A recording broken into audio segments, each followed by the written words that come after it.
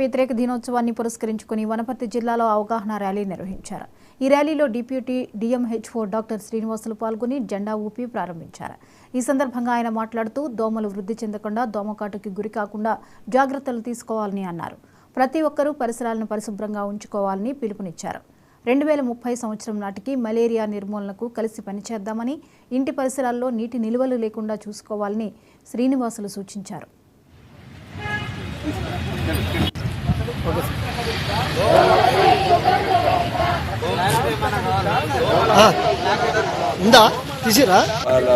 ప్రతి ఇంట్లో కూడా గుండలు, ఆవుతులు, గోళాలు ఇవి కూడా వారానికి మించి ఉంచకుండా వారం లోపలనే మరి ఇవన్నీ క్లీన్ చేసుకున్నట్లయితే మలేరియా మన దగ్గరికి రాదు, దోమలు కుట్టవు, దోమల ద్వారా చనిపోవడానికి ఆస్కారం లేకుండా మనం చూసినట్లయితే. కాబట్టి ప్రతి ఒక్కరూ జాగ్రత్తగా ఉండండి.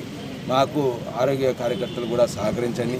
అదేవిధంగా ఎక్కడైతే వాటర్ స్టాగ్నేషన్ ఉన్నాయో దాంట్లో కూడా ఆయిల్ బాల్స్ వేయడం జరుగుతుంది, గంబూచియా పీస్ను కూడా ఇవ్వడం జరుగుతుంది.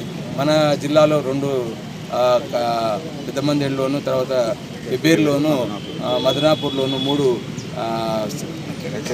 హెచ్చరీస్ ద్వారా తీసుకున్నటువంటి గంబూచియా పీసులు ఉన్నాయి.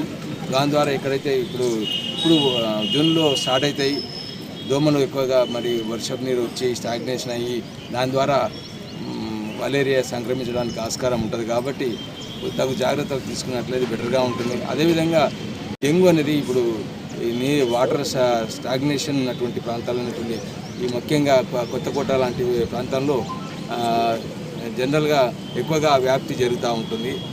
డ్రైనేజ్ క్లీన్ చేయకుండా ఉన్నట్లయితే అక్కడ ఉన్నటువంటి వాటర్ ద్వారా సంక్రమించడానికి ఆస్కారం ఉంటుంది. కాబట్టి దయచేసి అందరూ కూడా పట్టణ ప్రజలు, 5 మున్సిపాలిటీలో ఉన్నటువంటి జనాలందరూ కూడా జాగ్రత్తలు పాటించి దోమల నివారణకు మాకు చేయూతనిచ్చి మీకు కూడా చేయూతని మేము కూడా ఇవ్వడం జరుగుతుంది. కాబట్టి ప్రజలు ఆరోగ్యంగా ఉంటేనే మరి బాగుంటుంది.